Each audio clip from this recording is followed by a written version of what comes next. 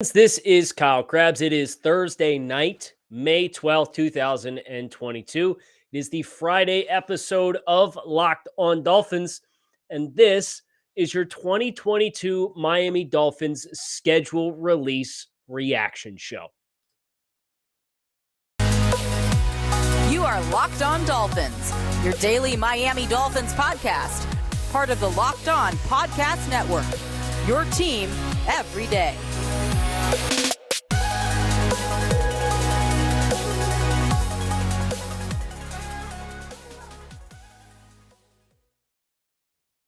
Salute to Dolphins fans everywhere. We finally made it. What's going on, Dolphins fans? Kyle Krabs, your host here, Locked On Dolphins.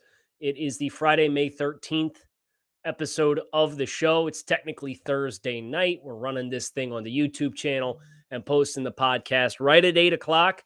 But the schedule is out, and we have our hands on the schedule here on Locked On Dolphins. We're going to talk about the breakdown as far as the week by week, how the lay of the land looks for the Dolphins based on what we know right now about the team and the opponents they're scheduled to face. And let's talk early, way too early win total just based off the eyeball test. Nothing better than a way too early gut reaction to the schedule for wins and losses, right? So very excited. I want to thank you guys for making Locked On Dolphins your first listen of the day. Obviously, this is an exciting time for Dolphins fans and NFL fans everywhere. We've been sitting around waiting on the schedule release since the minute the NFL draft ended. And for some Dolphins fans, the minute you traded for Tyreek Hill, this has been like the next big hurdle on the schedule. Well, we're here. And let's go ahead and take the walk through everything. I'm going to read through all the games real quick, and then we'll kind of talk about it in blocks. Week 1, Dolphins home opener, season opener against the New England Patriots. Week 2 at Baltimore. Baltimore Ravens in week 2. Week 3 home again, this time against the Buffalo Bills. So you've got a September kick against two critical AFC East opponents. Both of those scheduled 1 o'clock kickoff times. Short week at Cincinnati. Thursday night football. Week 4. Week 5 at the New York Jets. Week 6 and 7 consecutive weeks, you're back at home. You have Minnesota. And then the only other primetime game aside of Thursday night football the Dolphins have this year as currently scheduled, Sunday night football in week 7 against the Pittsburgh Steelers. Week 8 and 9, a couple of NFC North road trips at Detroit, at Chicago, consecutive weeks. Home against Cleveland going into your 11th week bye. So 10 games before the bye. Coming out of the bye, you're home against the Houston Texans. And then you have a lot of travel. You've got 3 consecutive road games, including the NFL was kind enough to schedule you both of your West Coast trips back to back. Week 13 at San Francisco. Week 14 at LA Chargers. Week 15, this is a December game. Be mindful of that. At Buffalo. Cold weather game. We saw how cold weather has treated the Dolphins the last 2 years, and it hasn't been kind. Christmas Day, 1 o'clock scheduled kick. The Dolphins do host the Green Bay Packers before going back to Foxborough on the road week 17 at New England against the Patriots. So another cold weather AFC East game to return the favor for the warm weather weeks 1 and week 3 matchups against the Patriots and Bills. And the Dolphins finish at home week 18 against the New York Jets. That is the Miami Dolphins 2022 regular season schedule. So I look at this schedule in thirds. And if you divide this into 5 or 6 games per third, you can really tell some different stories. And you play 3 of your first 5 on the road. I would look at New England, at Baltimore, Buffalo, Thursday night football at Cincinnati, and at New York Jets. That stretch, obviously, with the travel is tough. The short week on Thursday night football is tough. I don't hate getting an extra 4 days or 3 days rest before playing the Jets in New York. I don't hate getting New England and Buffalo at home in early September games. Your goal, in my mind, because New England, obviously the Dolphins have performed well against, but it's week 1. It's always a little bit of an equalizer. Buffalo, Baltimore, obviously Cincinnati. Those are 4 teams that made the playoff in the AFC East or in the AFC landscape last year. If you can get through that first block of 5 games, 3-2, Patriots at Ravens, Bills at Bengals, at Jets, I'm over the moon, to be honest with you. It's, of course, always tough when teams are first finding out who and what they are to kind of gel, and having a first-year head coach is interesting.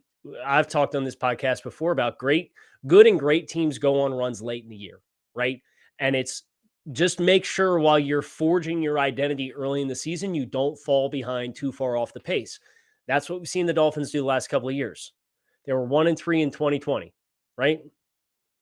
And it killed them. They went 9-3 down the stretch and still missed the playoffs. The Dolphins started 1-7 last year and fell completely out of the race and had to climb all the way back, ended up finishing a game out of the playoffs. But a 7-game losing streak is the quintessential start slow, right? That was one of the books of the Brian Flores era of the Miami Dolphins, was starting slow. You cannot afford to start slow, not if you're going to be the team that we all think they're capable of being. Here's the good news. I do think you can win.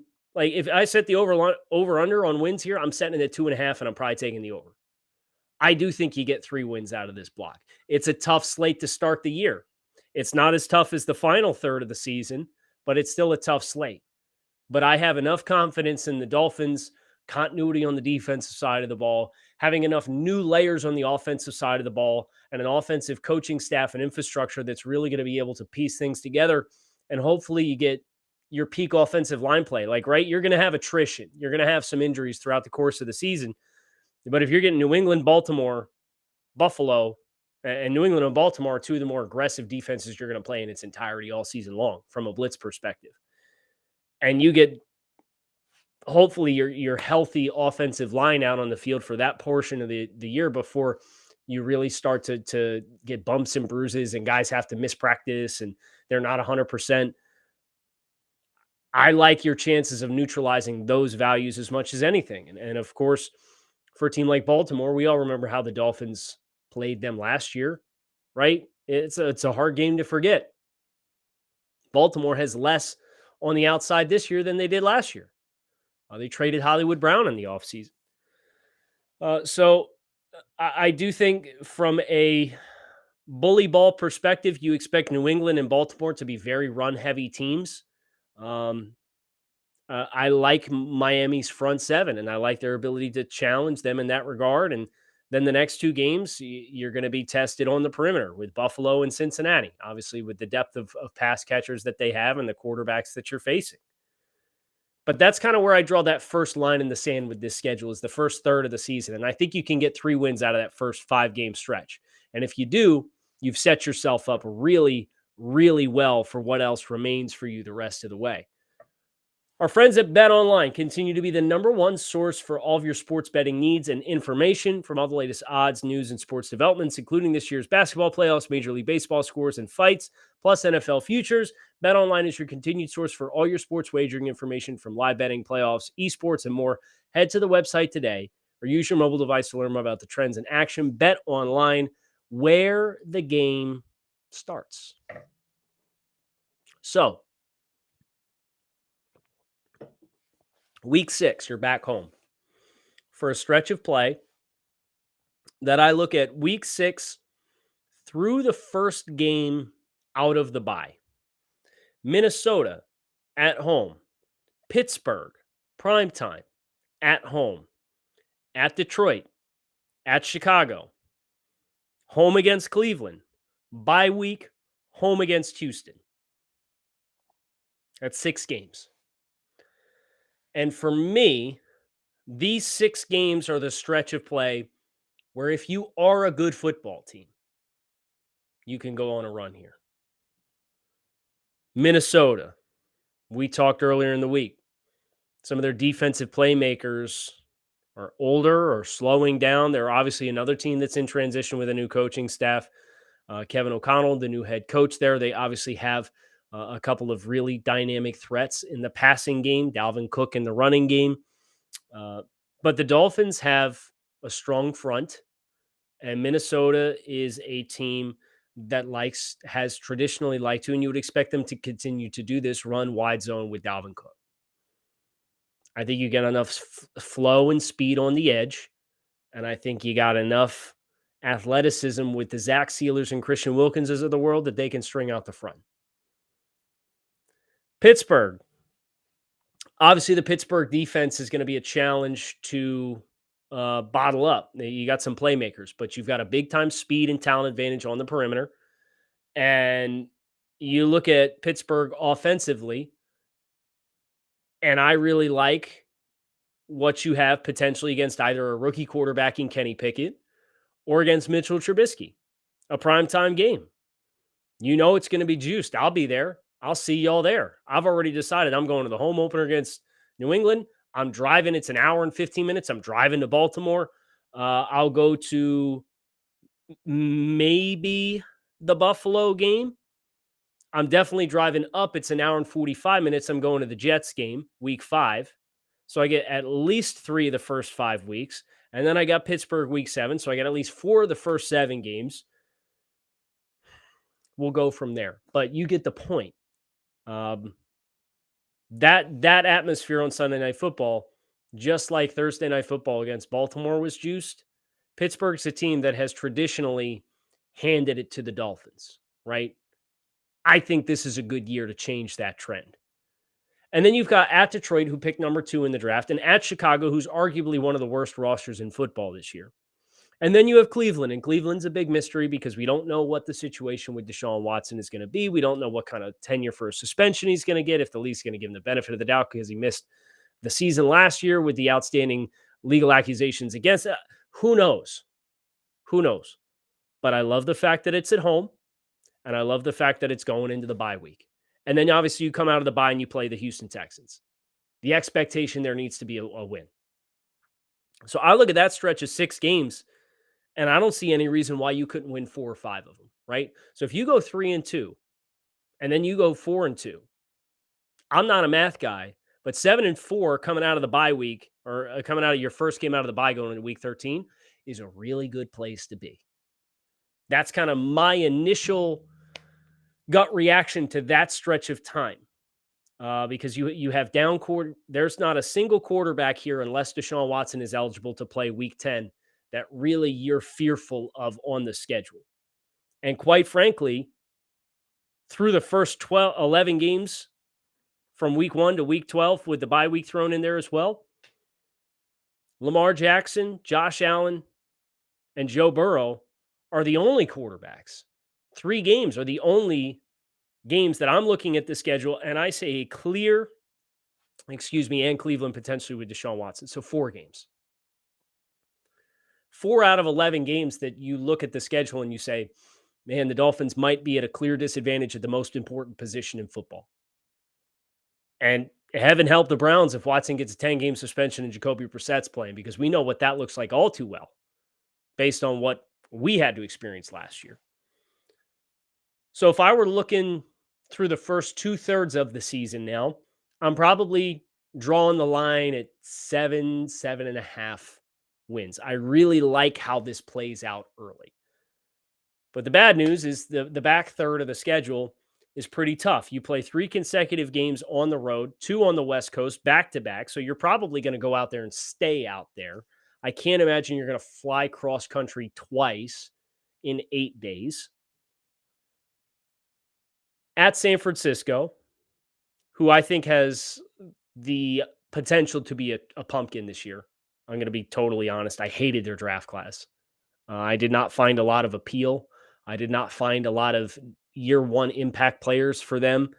I do think they caught lightning in the bottle a little bit last year. I think people forget they were a half a game away from not making the playoffs at all. Never mind the fact that they played in the NFC Championship game against the Rams. You tip your cap to them because they got hot at the right time of the year. But they were losing week 18 away from not making the playoffs. Period. And I don't know that they got better this offseason.